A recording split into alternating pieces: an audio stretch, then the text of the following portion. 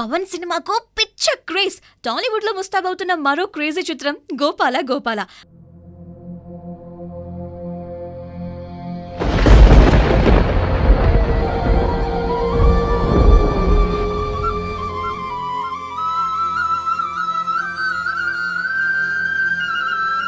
పవన్ కళ్యాణ్ కృష్ణుడు అనగానే ఆ సినిమాపై అంచనాలు ఎక్కడికో వెళ్లిపోయాయి. పైగా అత్తారింటికి దారేది తర్వాత వస్తున్న సినిమాయే. అందుకే ఈ సినిమాపై అటు ప్రేక్షకులు ఇటు బయ్యర్లు మొత్తానికి టాలీవుడ్ దృష్టి అంతా పెట్టేసింది.